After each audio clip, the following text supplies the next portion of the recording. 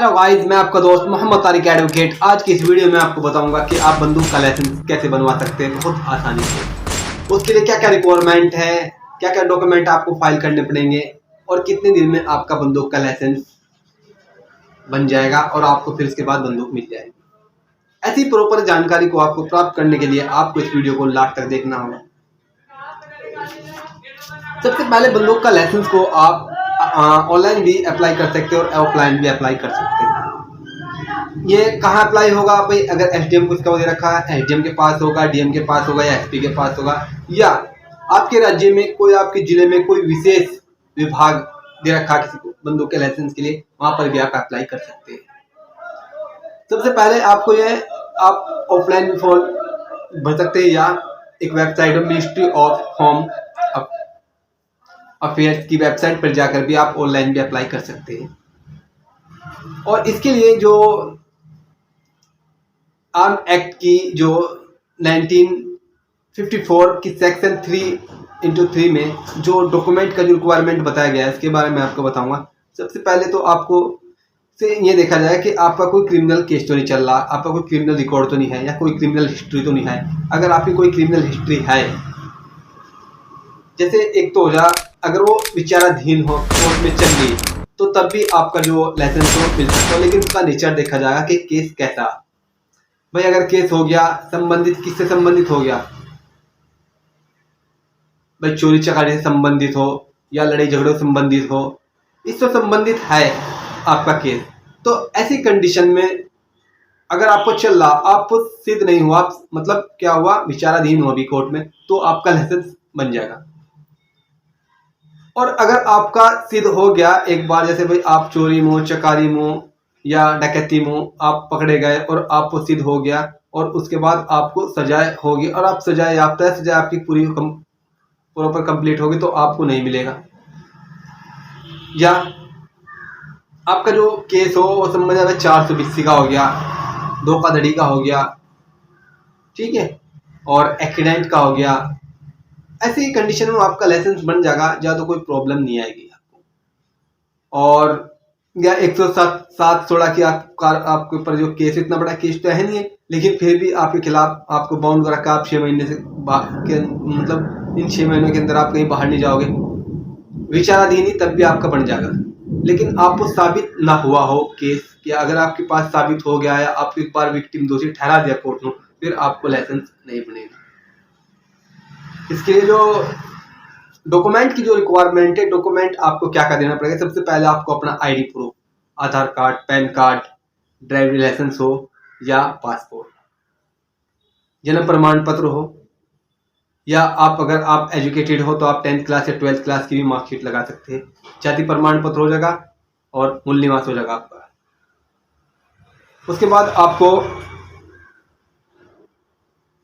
ये पूछा जाएगा कि इससे कई सारे, उसके फॉर्म के अंदर आपको कई सारी जो रिक्वायरमेंट हो फॉर्म की, वो पूरी करनी पड़ेगी इनके आपको, ठीक है। सबसे पहले आपसे पूछा जाएगा कि यदि आपने लाइसेंस पहले जैसे कोई अप्लाई किया था तो वो कैंसिल हो गया, क्यों कैंसिल हुआ, इसका क्या रीजन रहा, क्या कारण रहा, ये भी आपसे पूछा जा, तो आप उसको बता सकते हो क्या कारण रहा, क्या रीजन रहा, ठीक है। उसके बाद ये भी पूछा जाएगा आपसे, भाई क्या आपके परिवार में किसी और अन्य व्यक्ति सदस्य के पास कोई लाइसेंस नहीं है, यानी कि अगर आपके परिवार में किसी और सदस्य के पास लाइसेंस है, ये पूछा जाएगा। या आपको भाई किस तरह की आप बंदूक क्यों रखना चाह रहे, क्यों जरूरत पड़ रही है, इसका आपको एक कारण बताना पड़ेगा जरूर। और ये कारण ही बहुत, यह कारण अगर आप प्रॉपर तरीके से नहीं बताते तो आपका लाइसेंस कैंसिल हो जाता है।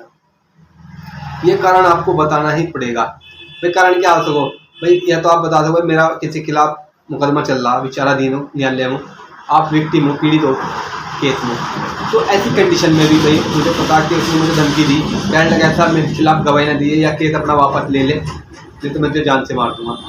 एक नंबर 2, आपका जो मकान हो, ठीक हो, मकान हो कोई जंगल में हो, तो आपको आए दिन खतरा लगा रहा हो कि कोई ना कोई भाई आपको बदमाश गुंडे टाइप आदमी रात को आपको परेशान करो, ग्रह 4 करो, आपके घर में घुसो। 2, या आपको सबसे जो बढ़िया रीजन होता है आपकी जमीन, भाई आप काश्तकार आदमी, खेती बाड़ी आदमी, खेती बाड़ी वाले आदमी आपको इसलिए पड़ रही है कि आपको जंगल में जाना पड़ता है, रात को पानी चलाना पड़ता हो और भी कार्य करने पड़ते हो, जिससे आपको आपकी जान का खतरा, जिससे जानवर भी हो सको, इंसान भी हो सको। ये सबसे बढ़िया रीजन है। उसके बाद आपको कौन सी गन चाह रही, इसके बारे में भी आपको राइफल चाह रही या आपको शॉर्ट गन चाह रही, यानी कि रिवॉल्वर चाह रहा या मोजर चाह रहा। और हाँ भाई, अगर आपको जैसे मोजर चाह रहा है, मतलब जो स्टेट गवर्नमेंट सेंट्रल गवर्नमेंट ने कुछ राज्यों में यह बता रखा कि अगर आपको कोई भी गन चाह रही है, उसके लिए उससे पहले आपको क्या करना पड़ेगा, उससे पहले आपको एक सर्टिफिकेट लेना पड़ेगा, यानी कि ट्रेनिंग करनी पड़ेगी। जैसे कि आप मोजर आपको लग रहा है, आपने बहुत ही फिल्मों में देखा या नाटकों सीरियलों में देखा कि भाई मोजर ऐसे करा, ऐसे कर दी, गन चला दिया। ऐसा नहीं है। मोजर को सही निशाना लगाने के लिए आपको क्या करना पड़ेगा, प्रैक्टिस करनी पड़ेगी। जब तक आप प्रैक्टिस नहीं करने के आप मोजर नहीं चला सकते, कोई भी गन नहीं चला सकते। मतलब वो जो कि फिल्मों में क्या कि इधर उधर शॉट कर दिया, बगैर देखो शॉट कर दिया, लेकिन नहीं कर सकते। आपको सबसे पहले प्रैक्टिस करनी पड़ेगी। आपको फिर इसका एक क्या करना, उसके बाद ही आपको एक प्रैक्टिस का सर्टिफिकेट चाहिए। प्रैक्टिस सर्टिफिकेट के बाद ही आप ये ले सकते हैं। बहुत से राज्यों में यह सर्टिफिकेट बहुत अनिवार्य है, लेकिन कुछ राज्यों में नहीं है। उसके बाद आप ये सब करने के बाद आप इसे क्या कर सको, आप जहाँ भी जिस भी विभाग के पास इसका वो हो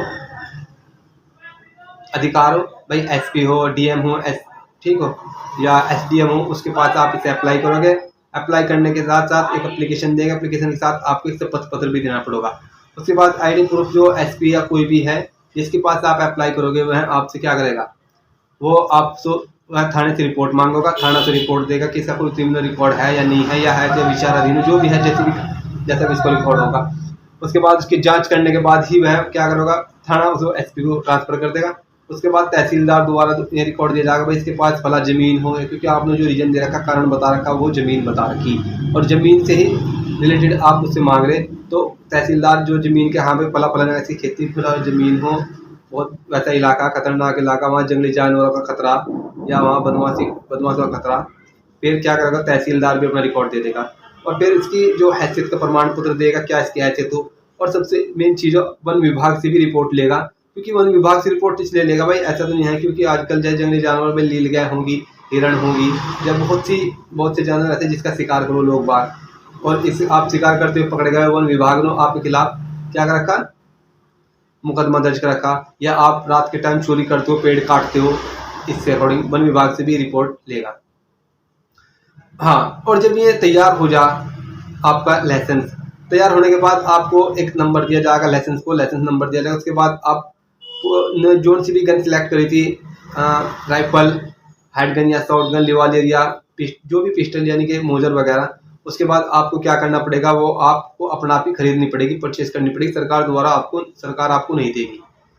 आप उससे क्या करेंगे, उसके बाद आप उस पर नंबर खुदवा लेंगे, उस पर नंबर पढ़वा लेंगे, और उस पर नंबर पढ़वाने के बाद आप जितनी भी उस गन को लेंगे, लेने के बाद आप जितने भी इसके वो लेंगे, बुलेट लेंगे, इनकी गोली लेंगे छोटी छोटी, उनके बाद उनका भी एक स्पेशल नंबर दिया जाएगा आपको, कि अगर आप कहीं भी किसी प्रकार की कोई भी गोली चलाते हो और उसमें देखा भाई मुकदमे में विलिप्त हो गए, भाई फलाक जगह गोली चली, तो उसका आपको पुलिस को रीजन भी बताना पड़ा कि मैंने इस कंडीशन में गोली चलाई थी, और ये इसके फला खोक के, ठीक है। और ऐसी कंडीशन में अगर आपका बाई चांस आप आपने सारे डॉक्यूमेंट दिए, फिर भी विभाग द्वारा आपका जो लाइसेंस हो कैंसिल हो जाए, ऐसी कंडीशन में, क्योंकि बिना रीजन के तो कैंसिल नहीं करेंगे, कोई जो भी रीजन देंगे, तो आप इसकी जो अपील हो आप हाई कोर्ट में कर सकते हो, और हाई कोर्ट के अपील के बाद अगर आपके वो रीजन भी आप क्या कर दें, जिस वजह से निचले जो एसडीएम नो या एसपी नो या किसी भी विभाग ने उसको कैंसिल करा, वो आप उसको क्या करें,